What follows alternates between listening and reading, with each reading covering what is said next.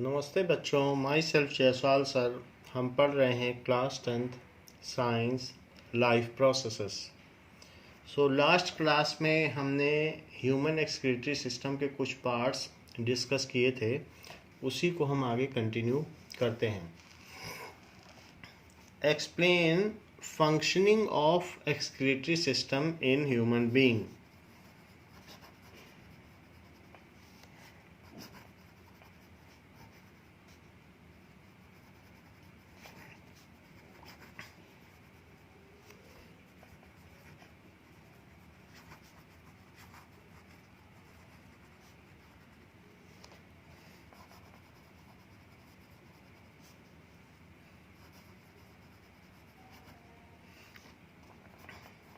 Function.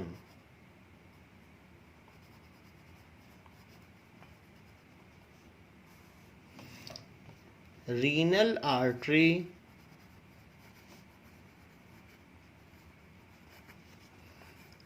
brings dirty blood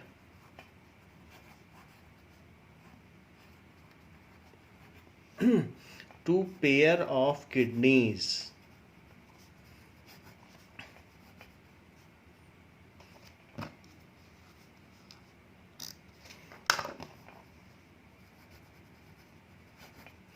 pair of kidney के पास ये dirty blood ले जाती है। नाउ आर्टरी सब divides into arteriole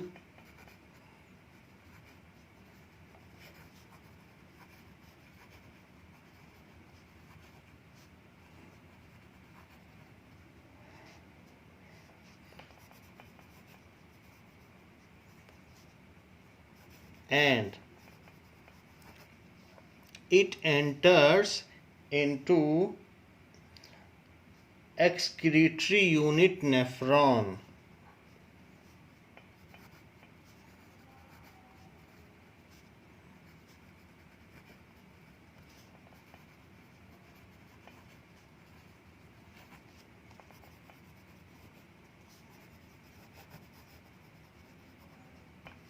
Nephron is a functional unit of kidney at which the purification and filtration of blood takes place. Nephron is functional excretory unit of kidney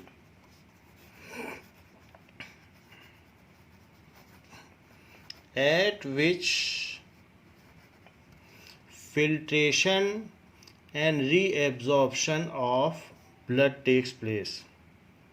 या ये कह सकते हैं कि purification of blood takes place.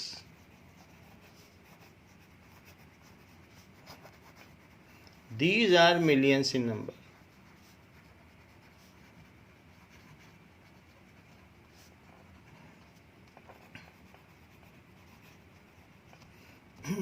Nephron consists of Bowman's capsule and tubule. So nephron consists of Bowman's capsule and tubule.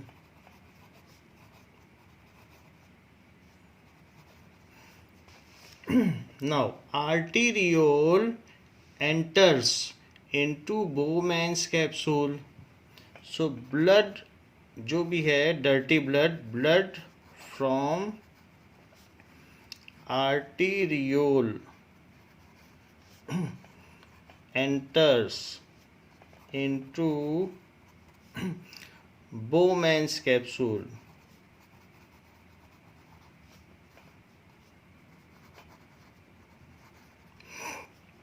Here arteriole subdivides into a cluster of capillaries. Here arteriole subdivides into cluster का मतलब group, cluster of capillaries.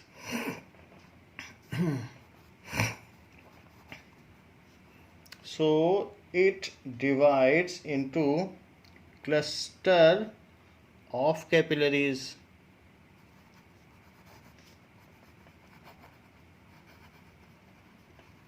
Called glomerulus.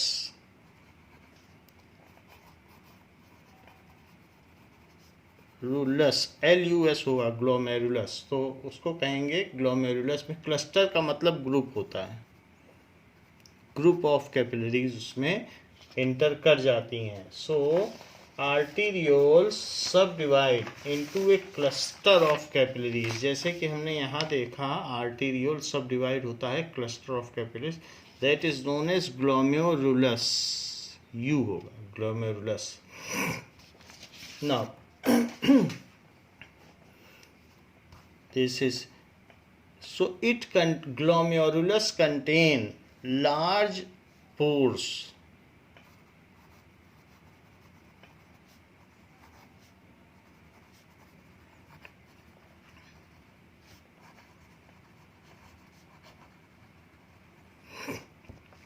Large pore.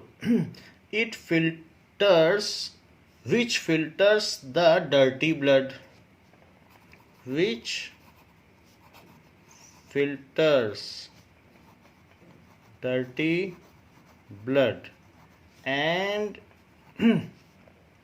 extract its components substance like glucose. Glucose इसमें से निकल जाएगा. Amino acid,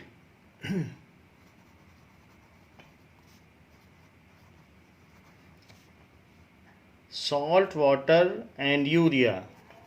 salt water and urea, ये सारी चीज़ें इसमें से निकल जाएंगी.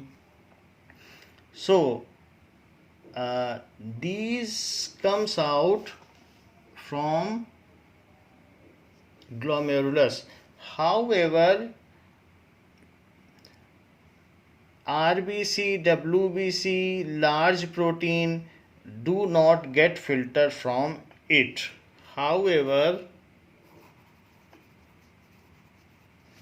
RBC, WBC, platelets, large protein do not get filtered out from it.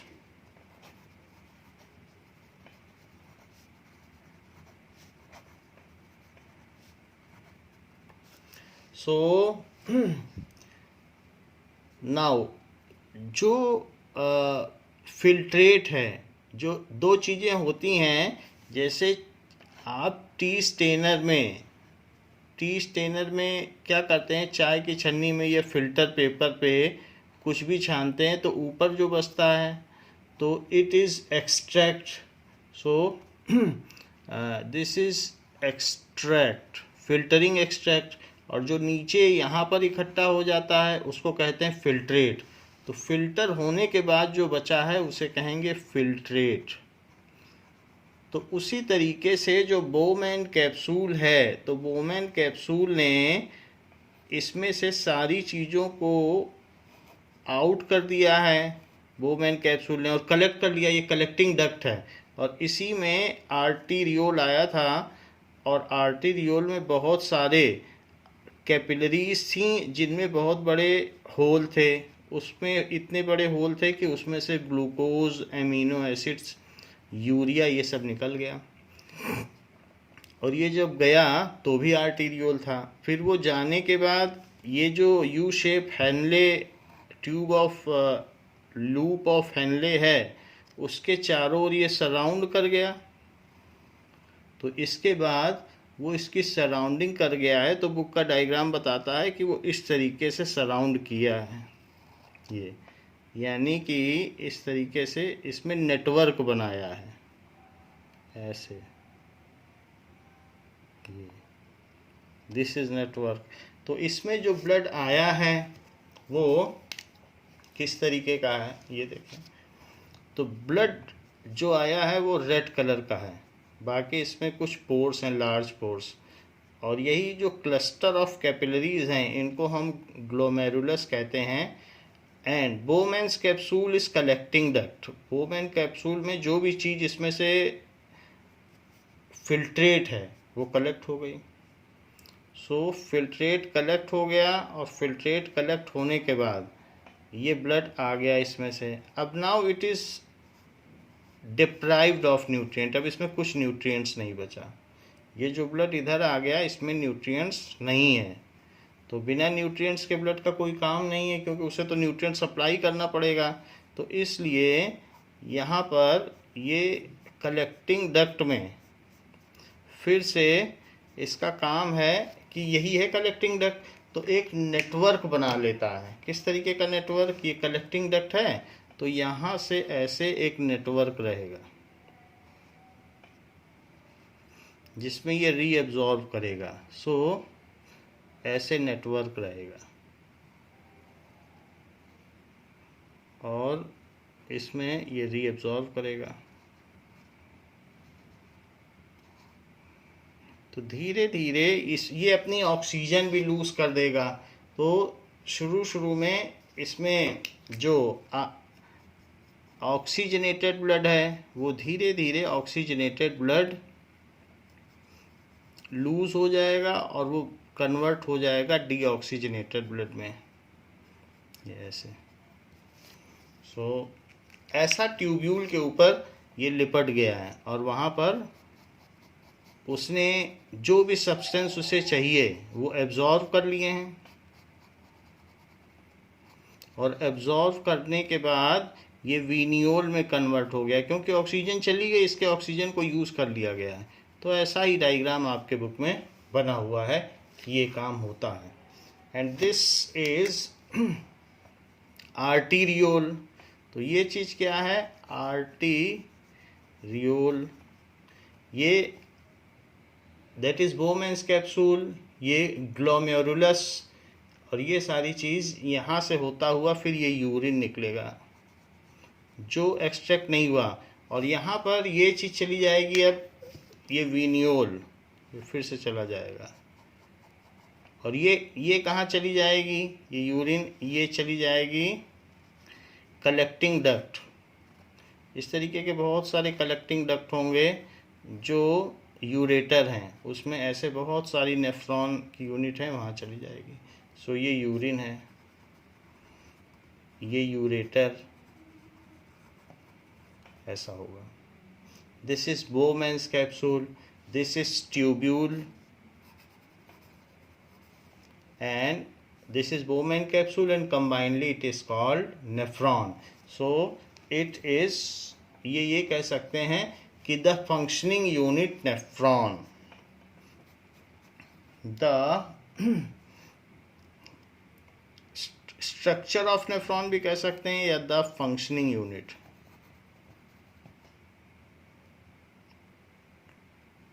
functional unit nephron। तो यहाँ तक बात हो गई कि large platelets do not gate filtered out of it. तो जो फिल्ट्रेट है, अब जो इसमें से फिल्टर आउट होके आया है, so filtrate is collected by Bowman's capsule. यही है फिल्ट्रेट जो नीचे फिल्टर हो गया। फिल्ट्रेट इज कलेक्टेड बाय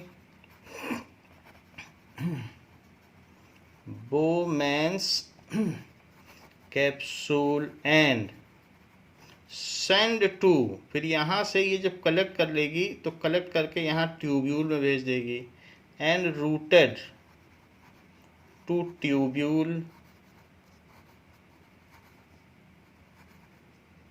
अब इसके बाद क्या होगा? The arteriole coil around the tubule which is a U-shaped.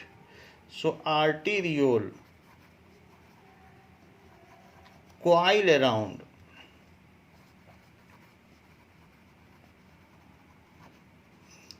U-shaped tubule,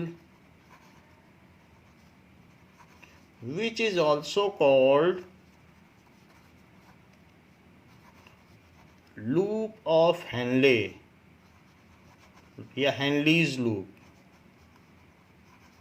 तो लूप ऑफ हेनले कहा जाता है। तो उसके चारों तरफ ये रैप अराउंड हो जाएगा।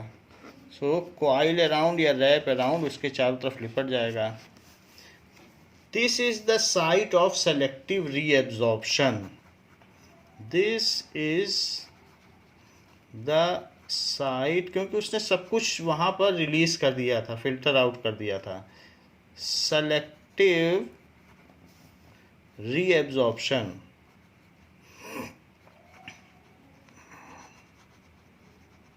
तो यहाँ पर मैंने सारी बात आपको बता दी। ये चीज़ ग्लोमेरुलस है, ये जो यहाँ पर छोटे छोटे छेद हैं ये सब ग्लोमेरुलस, पूरे को ही ग्लोमेरुलस कहते हैं। इसमें बहुत सारी ये क्लस्टर ऑफ कैपिलरीज हैं। और ये है बोमेंस कैप्सूल।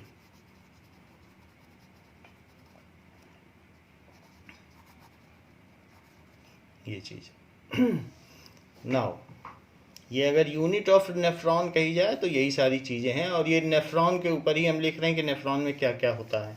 तो किडनी के साथ नेफ्रॉन का भी इसमें है। So here selective reabsorption takes place. Now blood reabsorbs useful substance. Blood अब क्या करेगा? रीएब्जॉर्ब कर लेगा।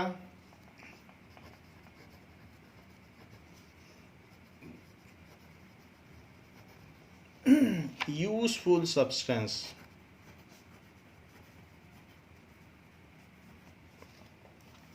like glucose, amino acids, salt and water into blood capillaries. Glucose, amino acid,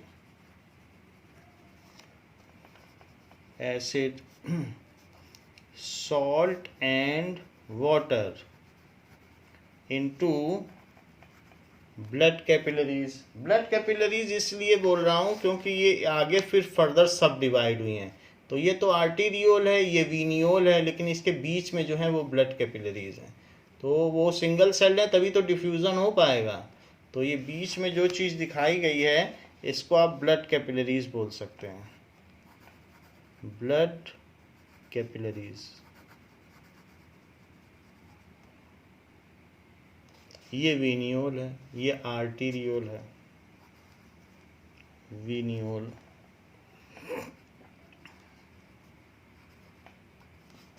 ऐसे। अब जरा देखें। सो into blood capillaries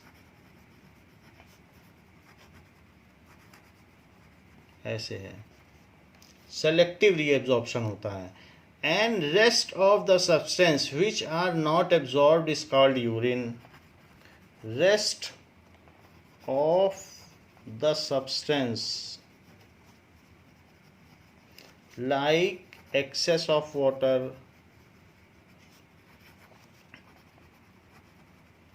excess salt, nitrogenous waste,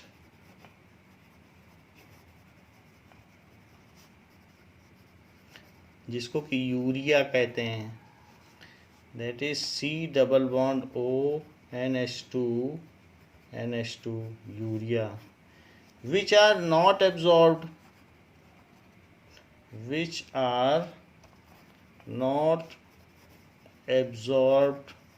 is called urine. इसको यूरिन कहेंगे। It is slightly yellow colored transparent liquid, slightly yellow colored transparent liquid ऐसा होता है। And through collecting duct it is sent to ureter, and it is sent to ureter via collecting duct.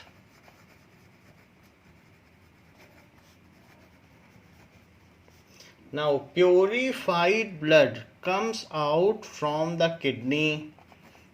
जो purified blood है comes out from the kidney, from ठीक है, from the kidney, जो भी kidneys हैं, from the kidneys, ठीक है, through renal vein, through renal vein, which is deoxygenated hence and goes to heart उसको भेजेगा ऑक्सीजनेशन के लिए, which is deoxygenated but purified तो लिखा ही है, deoxygenated इस तरीके से. So now हमने यहाँ पर बता दिया कि send to ureter, from ureter blood falls into urinary bladder, from ureter, pair of ureter,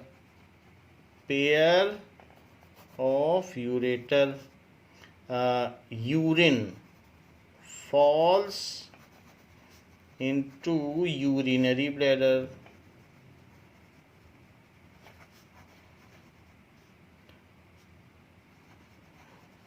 तो वहाँ से ये भेज दिया जाता है यूरिनरी ब्लैडर की ओर, यहाँ से ये यूरेटर के थ्रू भेज दिया जाएगा यूरिनरी ब्लैडर को. हमने बताया आपको कि यहाँ से ये रीनल वेन के थ्रू सारा और प्योरीफाइड ब्लड, ये जो ब्लू कलर का दिख रहा है ये वापस आ गया, एरो भी दिखाया है, तो ये आ गया, और जो यूरिन बन के निकला वो सारा यूरिनरी ब्लैडर में चला गया. ये है. When urinary bladder is full, when urinary bladder is full, then it exerts pressure on walls, muscular wall of urinary bladder, muscular walls of urinary bladder. The signal is sensed by mind. The signal is sensed by mind, and it sends command for opening up of sphincter muscle present at the end of urethra. ये command भेजता है to urinate. The sphincter muscle present at the end of urethra opens up. The sphincter muscle, sphincter muscle इस तरीके की होती है कि इस तरीके से ये बंद रहती है, और जब भी इस तरीके से कमांड भेजी जाएगी तो ये ओपन अप हो जाएगी. Sphincter muscle present at opening of urethra, ये जो भी होगी ओपन्स तो या रिलैक्स करती है या ओपन करती है. And urine is passed out,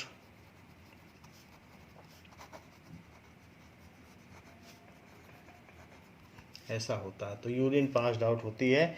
इस तरीके से हमारे में फंक्शनल यूनिट काम करती है। नाउ इन बर्ड्स में डेफिकेशन नहीं होता है, उसमें सेमी सॉलिड वेस्ट होता है। बर्ड कभी यूरिनेट नहीं करती है। बर्ड में जो यूरिन है और फूड वेस्ट एक साथ निकलता है, उसको यूरिक एसिड कहते हैं। सो जो बर्ड्स हैं,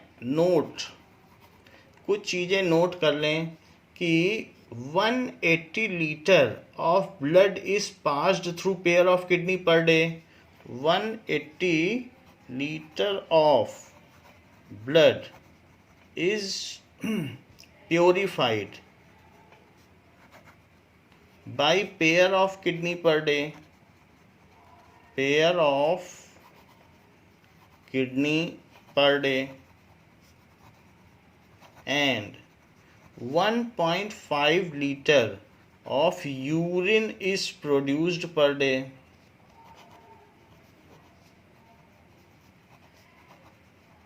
Per day. If kidney is 90% non functional, या इस तरीके से कह सकते हैं कि फेल हो जाए, इफ किडनी का 90% हिस्सा फेल्योर हो जाए, खराब हो जाए, सड़ जाए, then also it still continue to produce urine. If 90% of the part of kidneys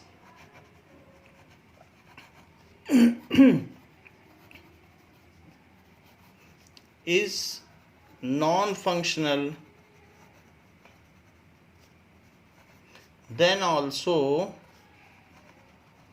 it continue to produce urine.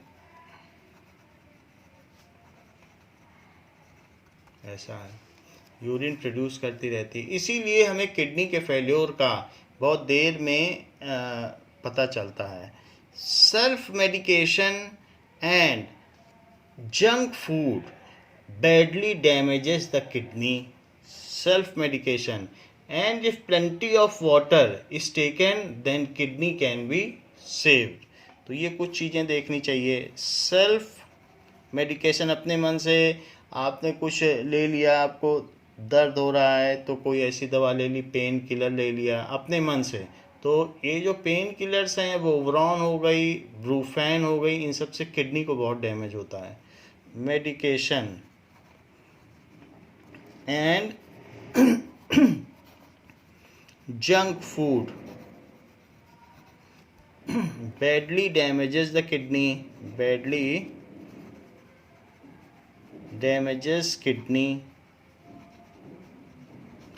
तो किडनी अगर डैमेज हो जाएगी तो हमारा घर कचरा घर बन जाएगा, हमारी बॉडी, क्योंकि फिर नाइट्रोजीनियस वेस्ट निकलेगा नहीं, तो हम चलता फिरता कचरा घर बन जाते हैं।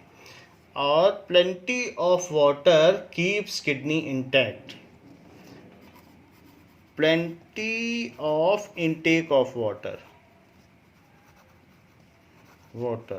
जिसको कि 6 लीटर to 8 लीटर कहा जा सकता है, keeps kidney well functioning.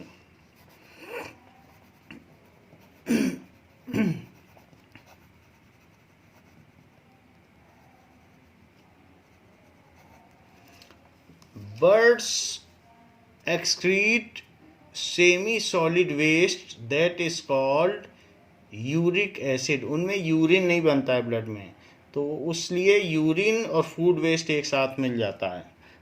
Birds जो बीट करती हैं तो वो एक यूरिक एसिड है। Birds excrete semi solid waste called uric acid, उसी में नाइट्रोजीनियस वेस्ट भी है। तो ये सारी बातें हो गई कि किडनी के बारे में कि क्या क्या होता है। नाउ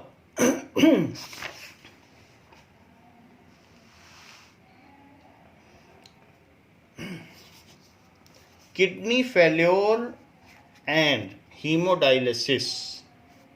अब एक हम और इम्पॉर्टेंट चीज पर बात करेंगे, किडनी फेल्योर एंड हीमोडायलिसिस।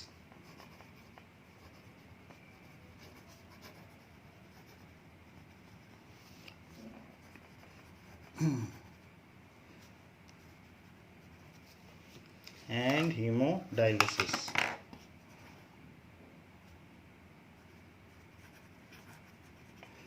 जब भी हमारी किडनी काम नहीं करती है, फेल हो जाती है, तो ऐसे केस में हमें बाहर जाना पड़ता है, क्योंकि ऐसे केस में यूरिन से सब्सटेंस निकलते नहीं हैं, नाइट्रोजीनियस वेस्ट। यूरिन तो होती है लेकिन वो नाइट्रोजीनियस वेस्ट, हमारे सारे ग्लोमेरुल्स, हमारा बोमेंस कैप्सूल सब ब्लॉक हो चुका होता है, तो वाटर निकल पाता है और कुछ भी वेस्ट नहीं निकल पाता, तो हमारी बॉडी एक डस्टबिन बन के रह जाती है और चक्कर आते हैं, फेंटेशन, कमजोरी महसूस होती है, बहुत उलझन होती है, शरीर सॉलोइंग हो जाता है, पूरा फूल जाता है। तो इस तरीके से these are the symptoms of kidney failure. तो जब किडनी फेल्योर हो जाती है तो हम जैसे एक दिन में 4 बार यूरिनेट करते हैं, 5 बार करते हैं, और ऐसे केस में आप समझिए कितनी जल्दी जल्दी सारा वेस्ट निकल जाता है। तो अब अगर वो वेस्ट क्लीन ना हो as soon as it is form, तो बॉडी में इकट्ठा होता रहेगा और वो हमें ये टॉक्सिक चीज़ें हैं, हमें हार्म करेंगी। तो ऐसे केस में हमें बाहर जाना पड़ता है डायलिसिस के लिए। डायलिसिस में वो सारा वेस्ट निकाला जाता है, लेकिन ईच टाइम का 500 से 700 रुपये लिया जाता है और 4 घंटे वेट भी करना पड़ता है, क्योंकि कई लोग डायलिसिस की लाइन में रहते हैं, तो एक पूरा दिन लग जाता है। और ऐसा हफ्ते में 2 या 3 दिन, शुरुआती दौर में 2 या 3 दिन करना पड़ता है, और जब आदमी मरने वाला होता है तो डेली डायलिसिस होती है। तो जिनका किडनी फेल्योर हो जाता है उनके केस में बहुत सारा पैसा खर्च हो जाता है, और अगर नई किडनी ट्रांसप्लांट की जाती है तो जो दूसरे की किडनी है तो बॉडी उसको लेने से इनकार कर देती है, इसलिए सप्रेसर्स, कुछ ऐसी दवाएं दे दी जाती हैं कि वो सप्रेसर्स लगाए जाते हैं जिससे बॉडी में वो दूसरी किडनी या फॉरेन किडनी काम करती रहे, तो वो किडनी 7 से 8 साल तक काम करती है, सफल होती है। सो kidney failure and haemodialysis. Sometimes a person's kidney में stop working and the infection of kidney or injury in kidney restricts blood flow to kidney and it can damage the kidney, ultimately it stops working। अगर कहीं infection हो गया है kidney में या कुछ blockage हो गया है तो किडनी में stop working and stop producing urine. So complete failure of kidney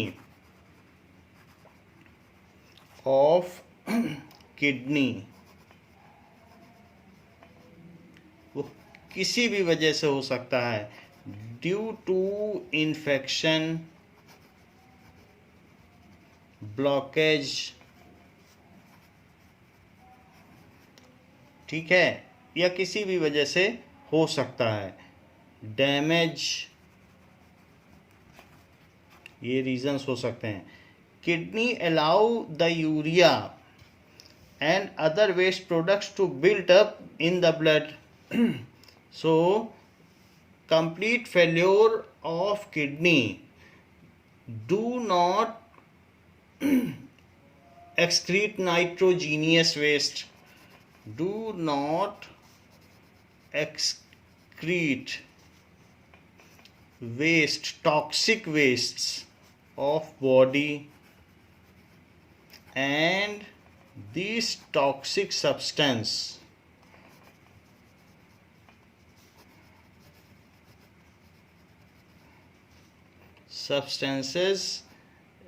remain with blood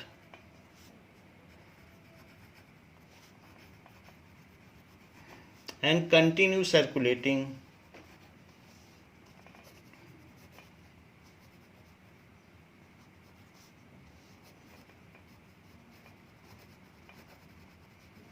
through out body. तो इस तरीके से होता है। The best long term solution for kidney failure is kidney transplant. तो किडनी मिलती नहीं है क्योंकि किडनी डोनेटर जो होगा एक तो घर का होना चाहिए, बाहर वाले की किडनी सूट नहीं करती है। तो there are various problems of kidney donation. दो single kidney also can work very well. अगर कोई एक अपनी किडनी डोनेट कर देता है तो भी एक किडनी पर पूरी ज़िंदगी निकाल सकता है। The best long term solution, the best long term solution for kidney failure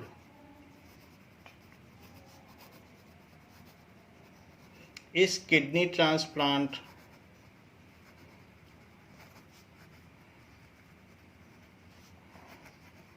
यानी दूसरी हेल्दी किडनी लगा दी जाए तो ये काम ठीक है। If it is not possible तो क्या होगा? Then if it is not possible, then patient is periodically treated under the dialyzer for removal of nitrogenous waste. Then patient is periodically treated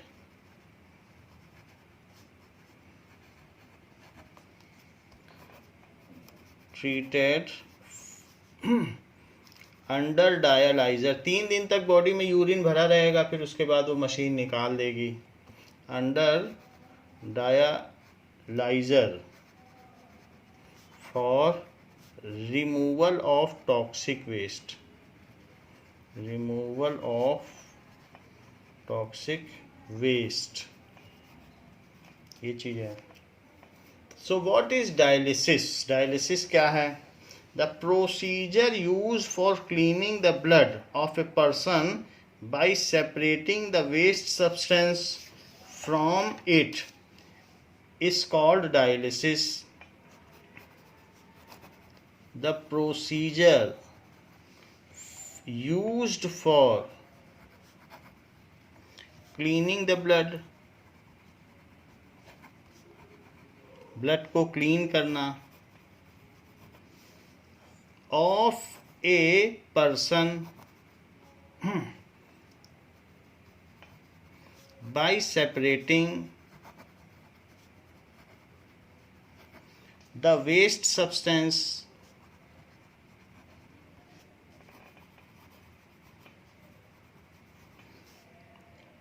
like urea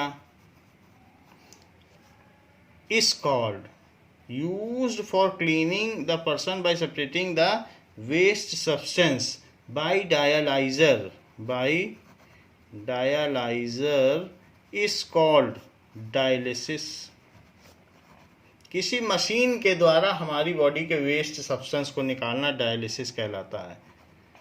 लेकिन इस process में हमारी body के सारे nutrients, glucose, amino acid सब कुछ निकल जाता है, फिर वो रीअब्जॉर्ब नहीं होता। इसमें नुकसान है क्योंकि डायलिसिस के बाद जो पेशेंट बाहर निकल के आता है उसको चक्कर आते हैं क्योंकि उसके न्यूट्रिएंट्स बॉडी के सब निकल गए हैं।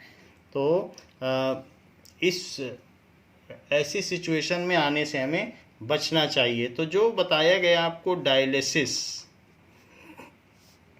डायलिसिस 2 तरीके की है। एक हीमोडायलिसिस।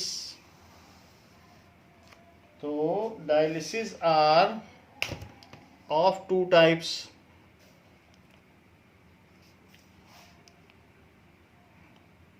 One is haemodialysis. अगर हम क्या करें कि ब्लड से यूरिन निकाल दें, मतलब ब्लड से नाइट्रोजीनियस वेस्ट निकाल दें, तो उस चीज़ को कहते हैं haemodialysis.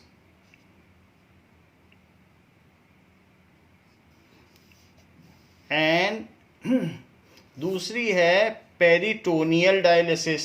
So other is peritoneal dialysis. Haemodialysis,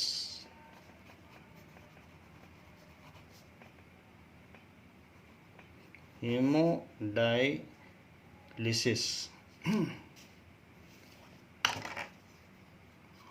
and peritoneal dialysis.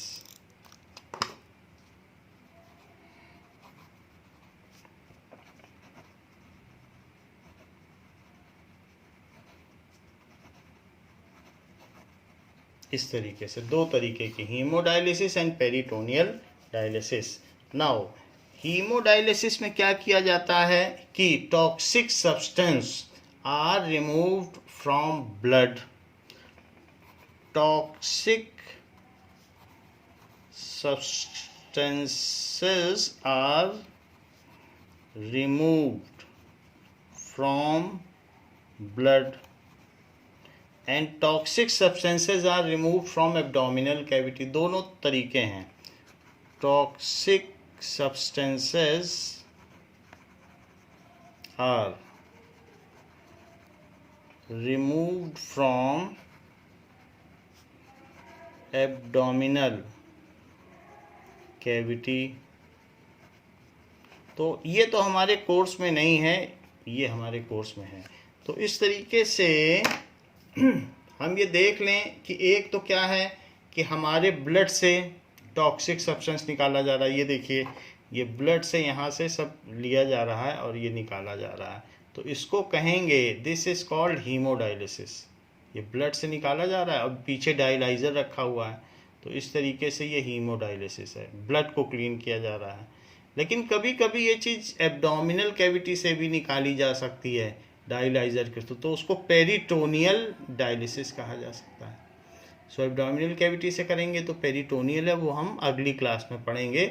अभी तो हमको हीमोडायलिसिस ही पढ़ना है ना। सो ये जो प्रोसेस है हीमोडायलिसिस, इसको देखें, आर्टिफिशियल किडनी, इसको हीमोडायलिसिस को एक और बात कही जाती है। आर्टिफिशियल किडनी क्या है? वो तो एक मशीन है और वो मशीन ही आर्टिफिशियल किडनी है। सो हीमोडायलिसिस जिसको कहा गया है आर्टिफिशियल किडनी,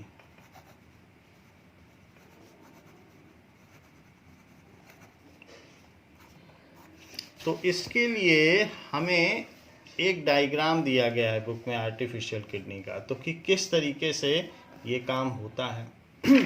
इसमें क्या होता है, जो ब्लड की आर्टरी है, आर्टरी तो बहुत डीपली इनसाइड होती है, तो बहुत ध्यान से करना पड़ता है, ये नर्स नहीं कर पाती, डॉक्टर, बहुत ही स्पेशलिस्ट डॉक्टर इसे कर सकता है।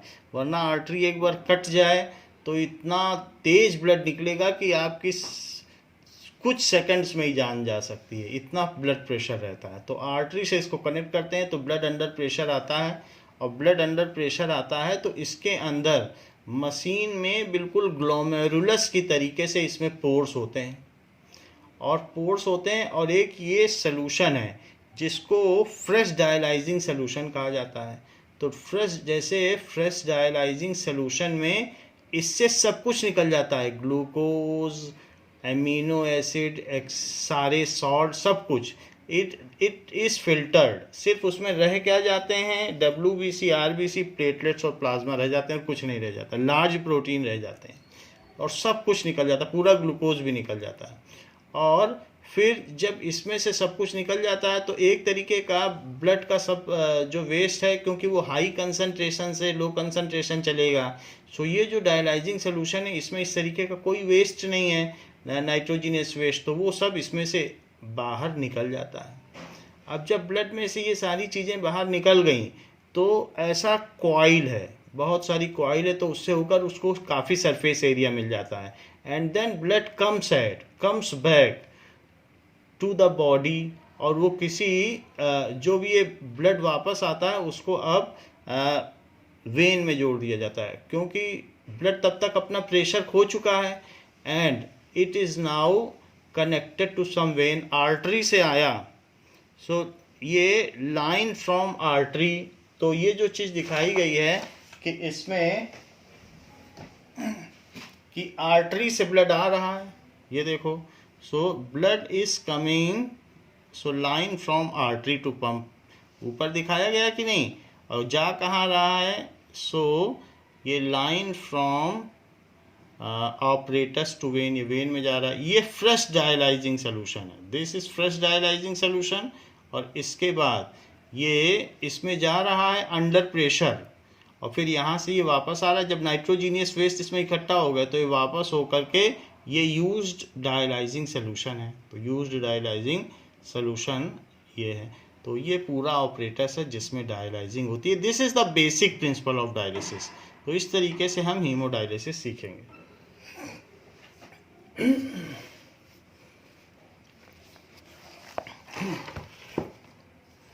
नाउ तो हीमोडायलिसिस, इस चीज को आपकी दूसरी बुक में भी दिखाया गया है कि कैसे हीमोडायलिसिस होती है। तो हाथ से, और ये मशीन है डायलाइजर, उसमें वही सब चीजें लगी हुई हैं।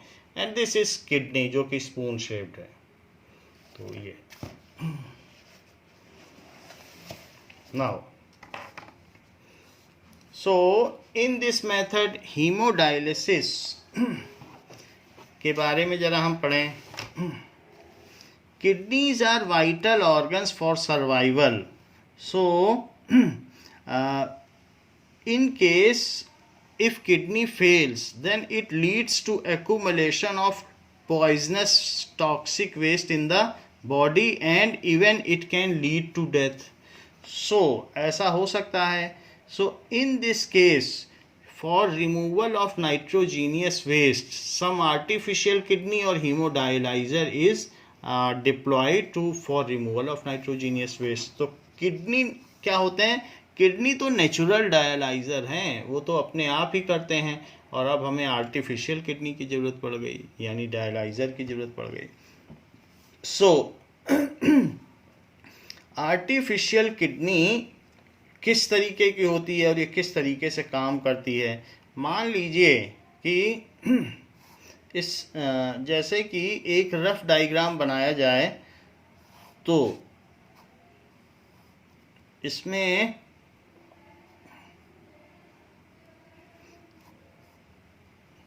नाउ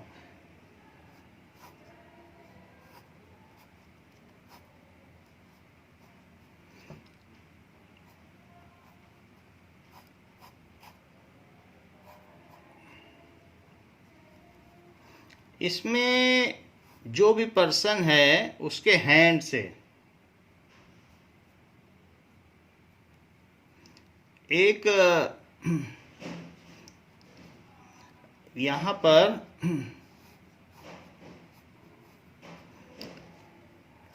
आर्टरी के through,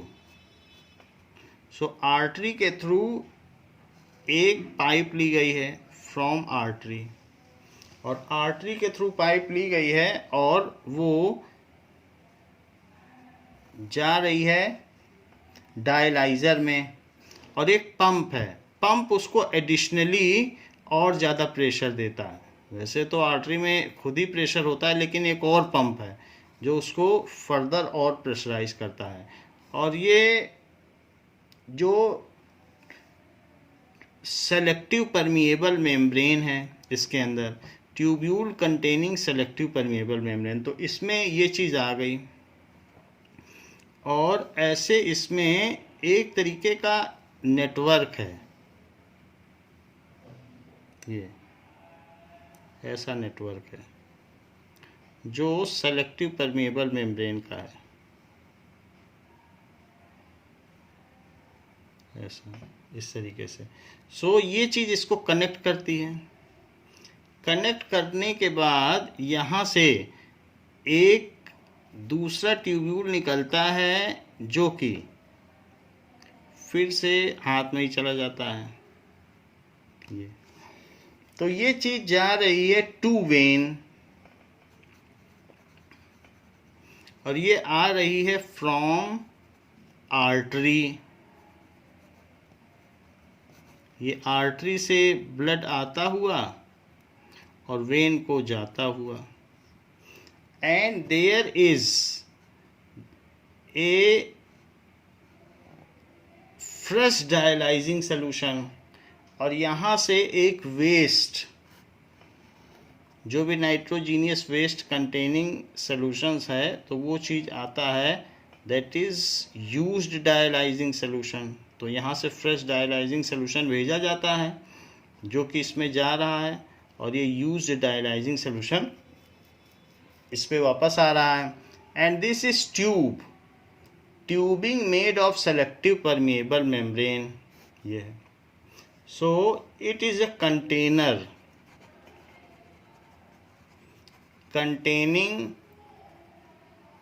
tube made of selective permeable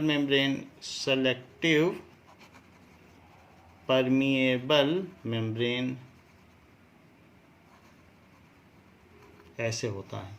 now अब जरा देखें कि ये किस तरीके से हीमोडायलिसिस काम करती है, और इसके अंदर जो सोल्यूशन भरा है वो डायलाइजिंग सोल्यूशन है।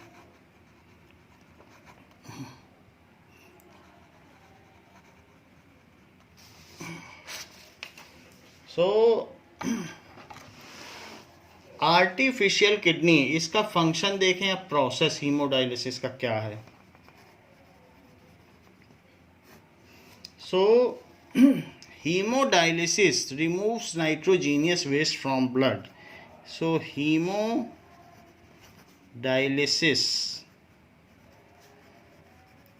removes nitrogenous waste from blood. So a tube is connected to artery of the body. So a tube is connected, एक ट्यूब कनेक्ट की जाती है to artery of body.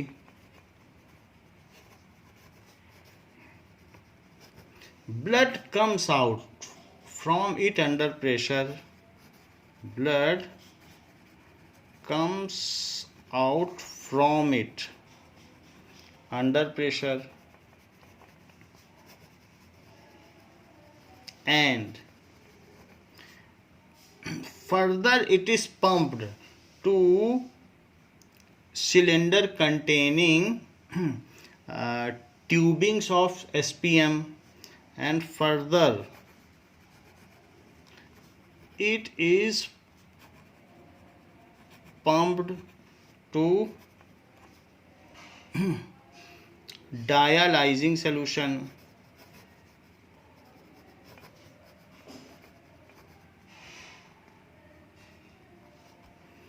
Containing cylinder, containing container कह सकते हैं, having tubings of semi permeable membrane.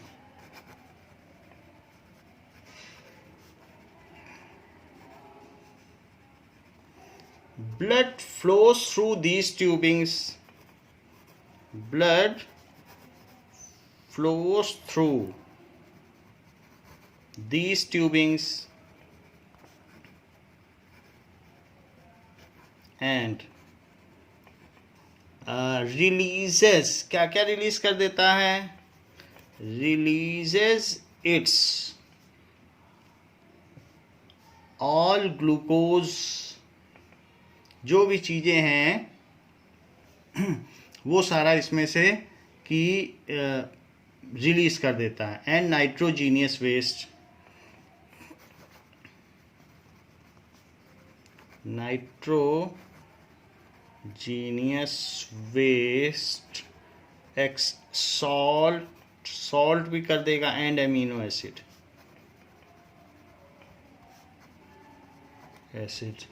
Now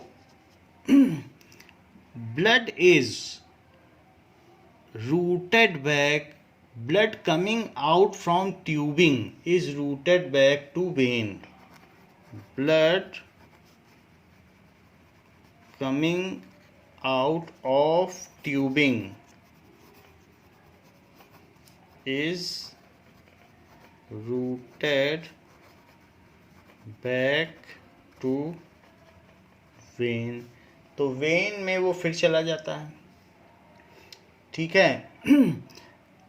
in container a continuously fresh dialyzing solution is sent and used dialyzing solution is taken out. So in dialyzer,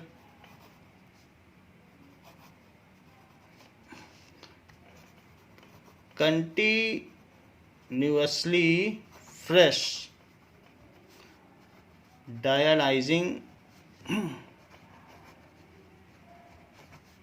solution is fed continuously which is isotonic. उसका और blood का एक जैसा pressure रहता है. Isotonic का मतलब जितने उसमें पार्टिकल हैं उतने इसमें.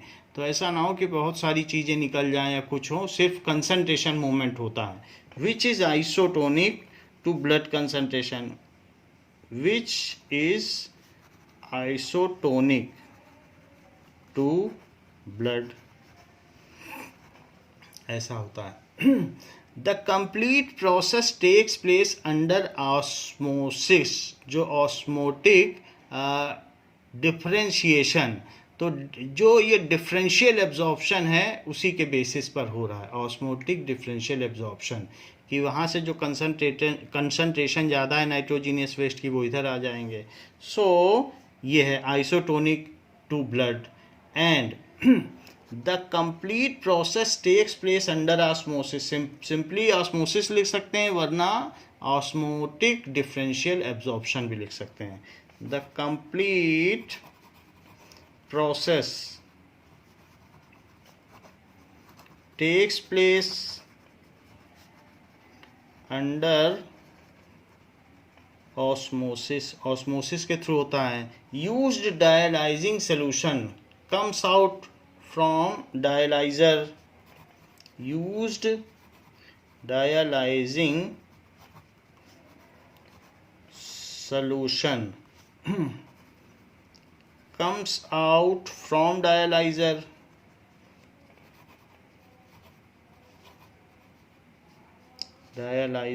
and is collected in other container. The complete dialysis involves 4 to 5 hours of duration. The complete dialysis involves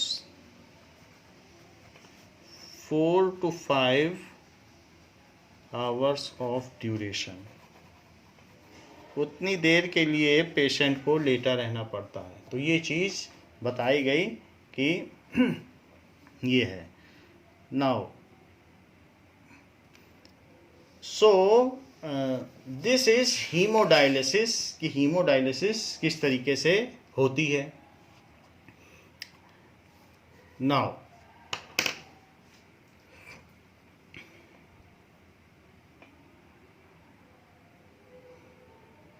we will see excretion in. Human being को एक बार और समझ लेते हैं कि किस तरीके से हमारे अंदर एक्सक्रीशन होता है.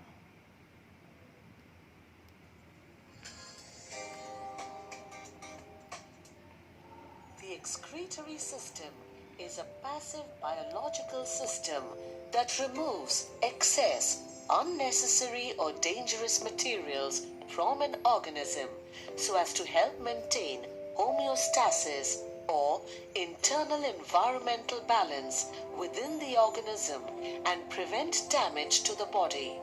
It thus forms an important feature of the human anatomy. Skin plays a minimal role in the human excretory system. The skin secretes a fluid called sweat through the sweat glands located in the dermis, which carries a small amount of metabolic wastes. The process of digestion and absorption releases nutrients into the bloodstream, but excess nutrients, salts, minerals, water, as well as drugs and toxins can also enter the bloodstream through the digestive system. The cells of the body also release toxic waste products such as ammonia, which is converted into less toxic urea by the liver into the bloodstream. These excess materials, drugs, toxins and wastes, if allowed to build up in the bloodstream, can threaten an individual's health by throwing off critical chemical balances. The blood and extracellular fluid that bathes body cells must have precisely regulated concentrations of various salts, appropriate levels of water, and dissolved substances and other waste products must not be allowed to reach toxic levels. The burden of maintaining a proper chemical balance or homeostasis in the body falls largely on the kidneys. Human kidneys are paired kidney bean-shaped organs located on either side of the spinal column, extending slightly above the waist. The kidneys function as the body's main excretory organ, eliminating the metabolic waste products by filtering the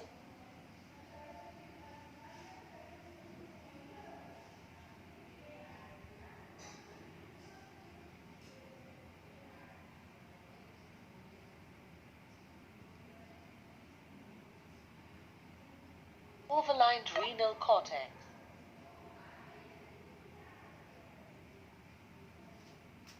The kidney is composed of up to 18 lobules. Each lobule is composed of nephrons. Nephrons are the functional units of the kidney. Each kidney contains more than 1 million nephrons. Each nephron consists of a glomerulus and a system of tubules. The glomerulus is a unique, high-pressure mass of capillaries that filters the blood. The glomerulus is encased in a thin, double-walled capsule called Bowman's capsule. The space inside the capsule and surrounding the glomerulus is called Bowman's space. Plasma-like fluid is filtered from the capillary blood into Bowman's space through the glomerular filtration membrane. The glomerular filtration membrane consists of 3 layers of capillary walls: the endothelium, the basement membrane, and the epithelial podocytes. This membrane allows some particles to form the blood to pass through, but not all. The fluid that is filtered from the capillary blood into the Bowman's space is called filtrate and forms the primary urine.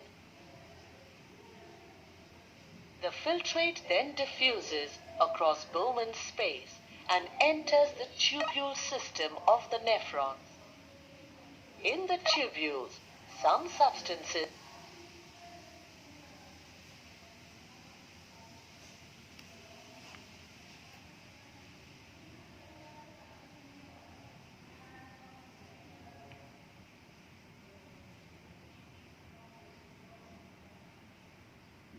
now filtered flows from the glomerulus vis-a-vis the afferent arteriole into the peritubular capillary network, which is a low-pressure, reabsorptive system surrounding all portions of the tubules.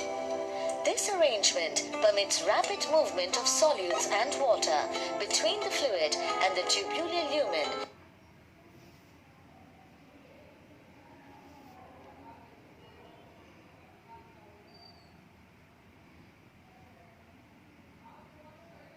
Move from the filtrate back into the bloodstream. Through tubular secretion, substances move from the peritubular capillaries into the urine filtrate. The urine, which is a mixture of water, waste, toxins, and some excess nutrients, filtered out of the blood, leaves each kidney through a narrow muscular tube called the ureter. Peristaltic contractions drive the urine through the ureter to the bladder, a hollow muscular chamber that collects and So here stores urine. peristaltic movement होता है The जिससे ये walls of इसमें the जा रहा है. bladder contain smooth muscle capable of considerable expansion. Urine is retained in the bladder by two sphincter muscles located at its base, just above the junction. Here the with sphincter urethra. muscle is there. When the bladder becomes distended, receptors in the walls trigger reflexive contractions. The sphincter nearest the bladder, the internal sphincter, is open during these contractions. However, the lower or external sphincter is under voluntary control. So the reflex can be suppressed by the brain unless bladder distensions becomes acute. Urine completes its journey to the outside through a single narrow tube called the urethra. Now, ये बात तो हमने देख ली. अब इसमें एक चीज हम लोगों ने जो लिखी है फंक्शन में कि how does the kidney functions. So इसमें हम लिख सकते हैं कि the sphincter muscle is located at the base of urinary bladder. ऐसा लिख लें. तो यहाँ पर हमने ये लिख लिया था सेलेक्टिव रीएब्जॉर्प्शन हो जाता है. एंड इधर आप लिख लें the sphincter muscle present at base of urinary bladder. Opening of urethra ना लिख दें, लिखें base of urinary bladder opens and urine is passed out through urethra.